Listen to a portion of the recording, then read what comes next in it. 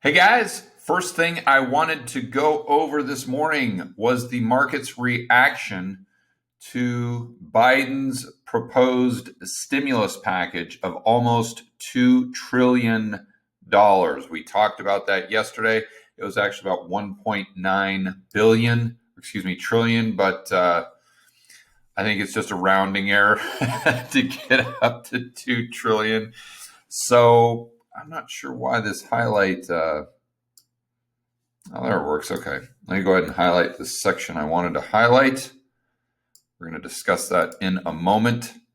So, this article, economists see much to like in Biden's stimulus package, even if it is imperfect.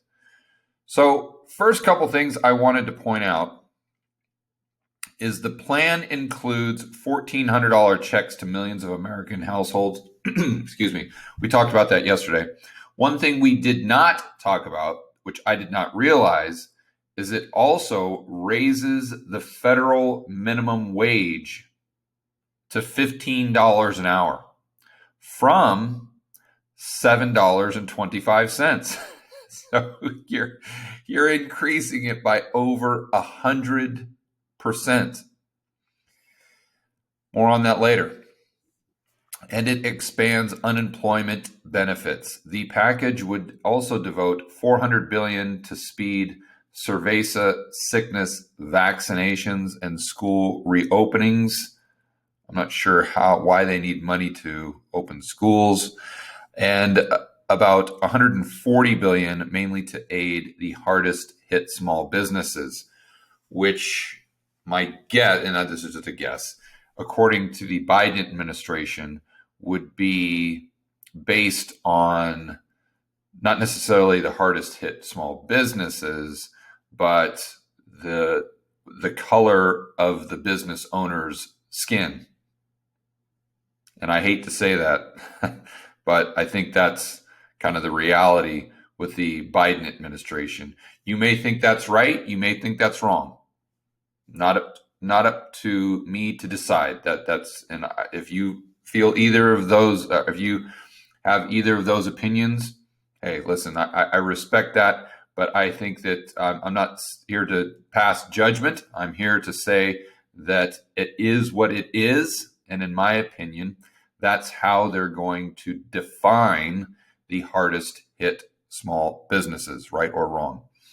Okay, I also wanted to point out this will be followed by a broader program. So this $2 trillion in stimulus, this is nothing. This is just a temporary Band-Aid just to appease the market and just to make Biden and Kamala Harris look good. This is what they need to do. But this is a drop in the bucket. And I think that I was going to say those are there where, I mean, they're not explicitly saying that, but I think that if we read between the lines, that's exactly what they're telling us. So this $2 trillion in stimulus, which by the way is not, how much stimulus have we had this year? That's what I need to do on my next whiteboard video, is just calculate how much stimulus we've actually had. I mean, anyway, this $2 trillion in stimulus is going to be followed by a broader program introduced in February, so next month, focused on longer-term goals such as infrastructure and climate change. And let's keep in mind, infrastructure and climate change, to do what they most likely want to do, is a heck of a lot more expensive than just sending everyone a $1,400 stimmy check and opening up some schools. So if this is $2 trillion, what's next? I would say at least another $2 trillion, maybe $3 trillion, $5 trillion. I mean, it gets to the point where it's just Buzz Lightyear. It's infinity and beyond. That's what I wanted to point out with this last sentence, that one of my highest conviction ideas is stimulus is here to stay for a long, long time. Went over that yesterday. But let's go back to the minimum wage going from $15. And I like the people that are proponents of increasing the minimum wage up to $15 an hour. And they'll always say, well, if you go back and look at XYZ study, it shows that there wasn't really any effect on unemployment. Yeah, you look at the study, and that's when they increased minimum wage by 5 cents or by like 10 cents or something. You increase it by 100%, and it's a little bit different ball game we're playing.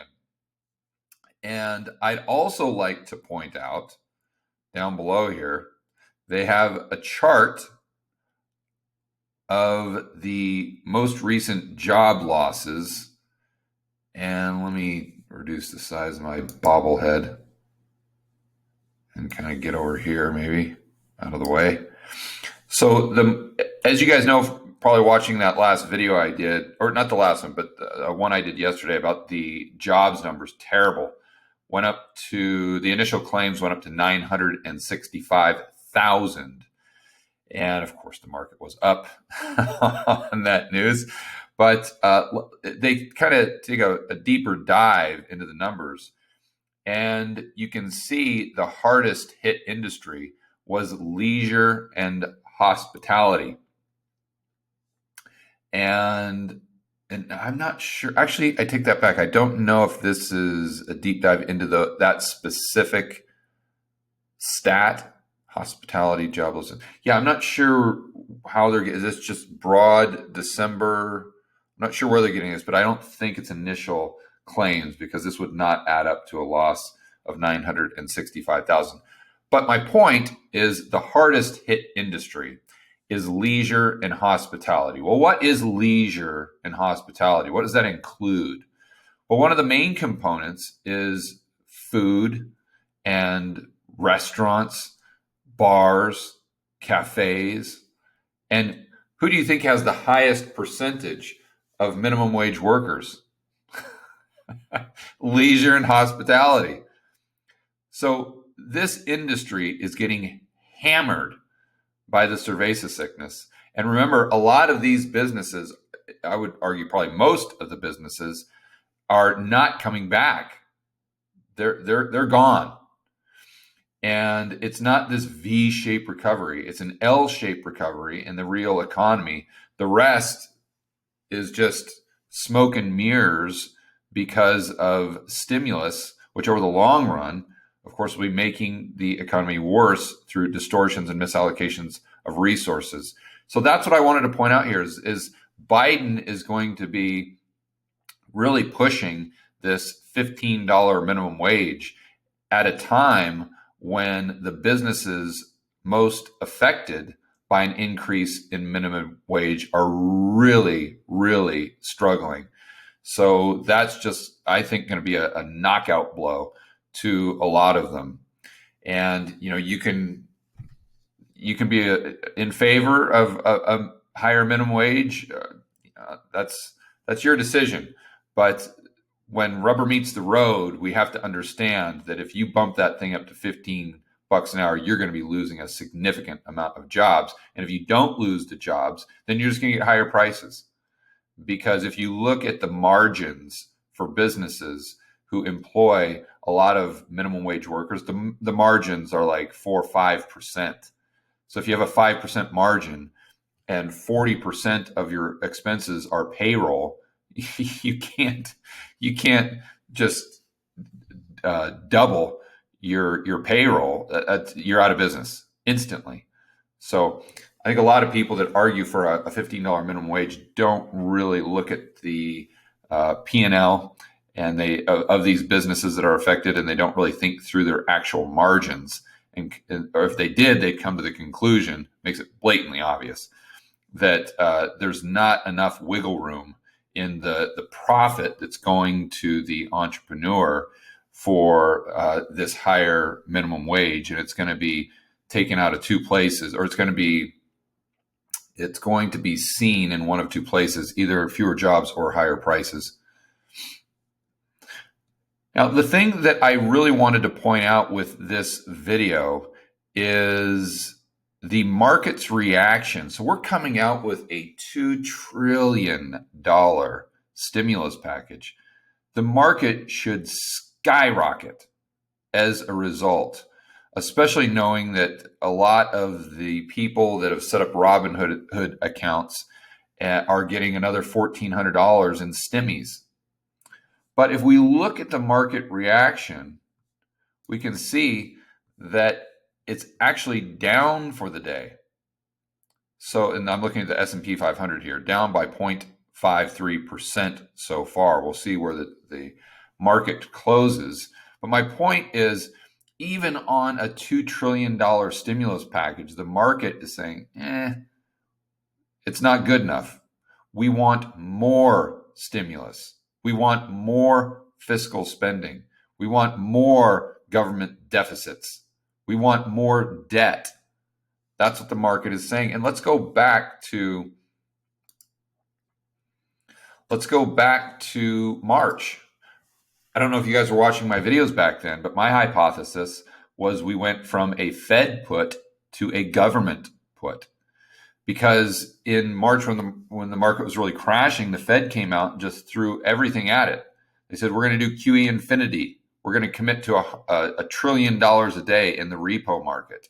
And the market the next day, the stock market, was down by like 1,000 points, the Dow, on the news. What made the market reverse? Or I don't know if it was causation, but there was a correlation between when they came out with the CARES Act, in other words, fiscal stimulus, and the market reversing and starting its trend back up to where we see it today. The catalyst was government spending. So I argued that we went from a Fed put to a government spending put, if you will, or a government put. And I think, just like a heroin addict needing more and more heroin to feel the same high, we could be saying the exact same thing in the stock market, where we'll have to have increased the size of the stimulus packages will have to increase rapidly, or else the market will start to go down and go down further. And that means that what can the stimulus, by the end of 2021, if the market continues to shrug off 2 trillion and says, now we want 4 trillion, and then the market shrugs off 4 trillion and says, now we want 8 trillion, and then it shrugs off 8 trillion and says, now we want 20 trillion. Where are we going to be at the end of 2021, 2022? What's the Fed's balance sheet going to look like? What is our economy going to look like? What is the dollar going to look like? And maybe on a more positive note, what is gold, silver, and potentially Bitcoin going to look like? That's where I'll end this video.